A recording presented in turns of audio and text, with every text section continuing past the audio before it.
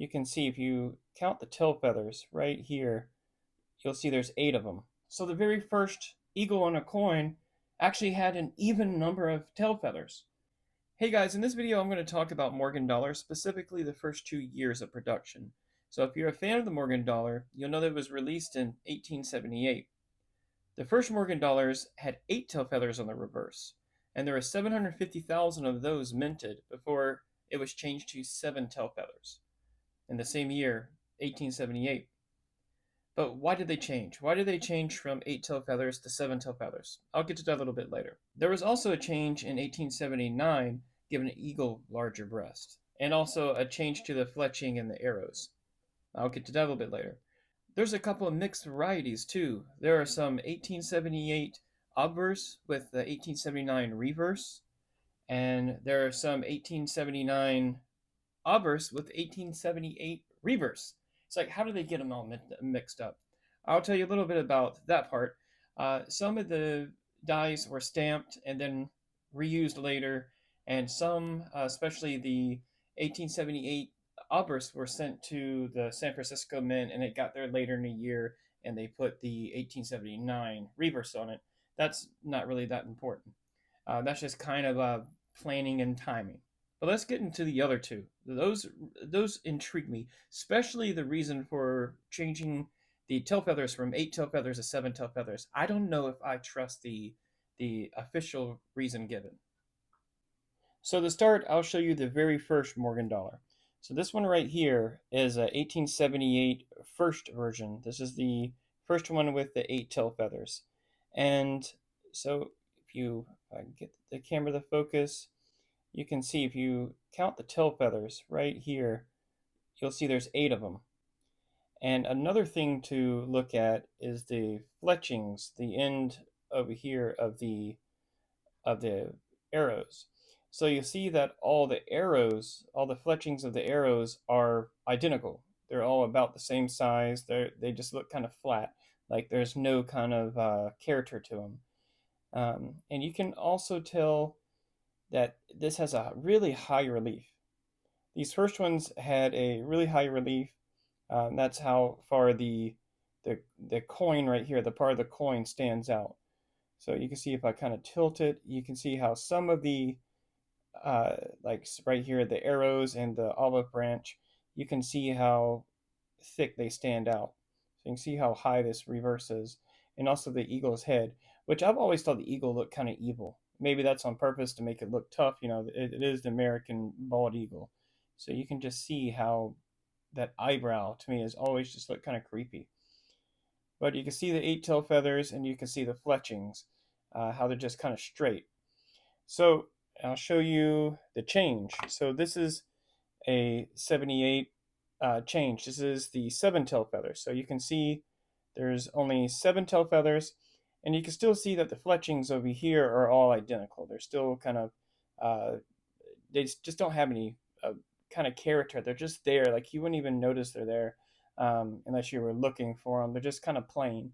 And you can see that the eagle on both of these have just a kind of wimpy kind of chest. So you can see how the chest is just kind of there. You wouldn't think, you know, it just kind of looks plain to me. So I'll show you the other design. And during the transition from 8 feather to 7 feathers, some of the 8 feather dies were just stamped over 7. So there are some very rare varieties where you have 7 over 8. So you'll see underneath, you can tell there's 8 feathers, and over the top, there's 7 feathers. They did that to save dies, but it didn't make any sense. So this is a 1878 with a 79 reverse. So you can see how now the fletchings have much more character to them. You can see how that top one is just standing way out. And you can see how even that fourth one, the one second to the bottom, is a little bit thicker. It just has more character.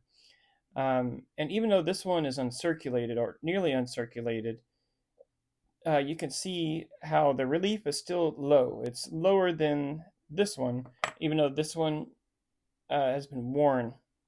And it's kind of hard to tell with the toning on this one. Let's see if I can get it right. But definitely around the olive branch and the arrow, you can see how those stand out a lot. into this one, you can see how they're flat.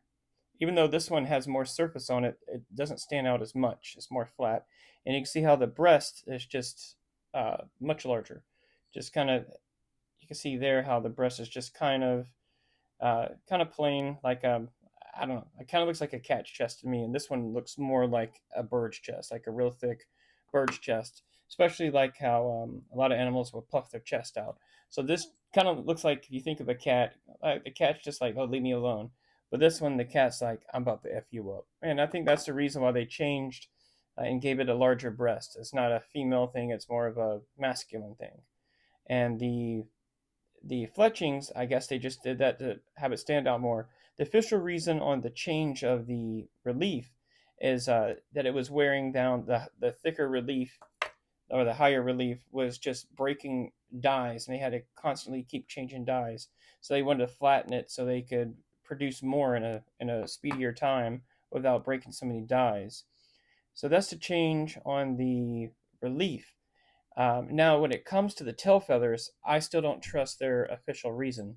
So the official reason from changing it to 8 tail feathers to 7 tail feathers was that eagles have 7 feathers. They always have an odd number of tail feathers. Well, an eagle has 12 tail feathers, which is uh, much more than 7 or 8, and it's an even number. It's not an odd number. So why would they change it from 8 to 7? It just doesn't make any sense. Uh, Now, if you dig a little bit deeper, when they said the eagle has odd feathers, odd number of tail feathers, they're actually talking about the coins. So if you look back at the earlier American coins, most of them had odd numbers like 7, 9, 5, 11, 13. But I'll show you something. The very first silver dollar, the flowing hair dollar, had 6 tail feathers. So the very first eagle on a coin actually had an even number of tail feathers. So where do they get that odd number? And if you look at a lot of coins, this is a bust half. You can't count the tail feathers. And this one's rubbed raw, I understand. But I'll show you the same similar backing. Here is a seated half dollar. I wish I had a seated dollar, but I don't. Here's a seated half dollar, and you can see how you can barely count the tail feathers. You can count them in there. I mean, you can try all you want, but it's kind of tucked in there. Um, but I want to take what they said about the even the odd number and just let's just say it's odd because they're hard to count. And even when you look at gold coins, and I'm using coins before 1878 just because I want to, if they're saying that the coins before that had even numbers or odd numbers, I just want to go by that period. So yeah, all the coins I'm showing you, um, the design at least was present before the Morgan dollar. So you can see here's a coronet gold. You can't count them. It's the same thing. You can't count the tail feathers. Here's another one. You just can't count the tail feathers. They're tucked behind the tail. And it's like that on every single one. Okay, I'll show you more. Here is a seated quarter.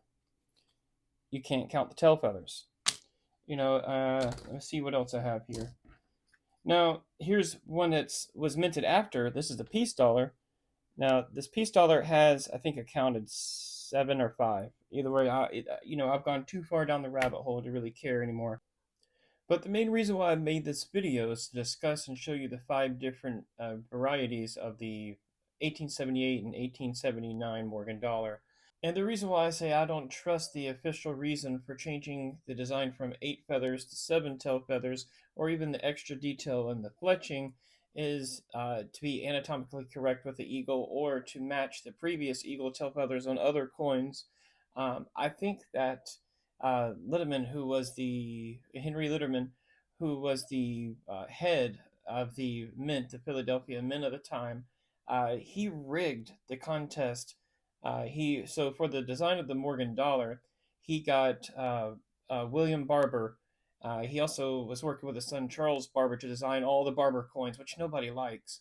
And even though he thought Barber was a good designer, a good engraver and sculptor, whatever you want to call him, He really liked this new student who was named George Morgan, and he kind of rigged the contest for George Morgan to win. So if this head of the mint can kind of rig a contest against his longtime employee and rig it for a new guy to win, don't you think he could come behind and say, "Hey, you know what? We need to change that design. No, no, we need to change it again. No, we need to change it." It just seems like he was being too picky. So that's the reason why I think the whole changes in the first couple of years of the Morgan dollars happen. And the Lindemann was just way too picky.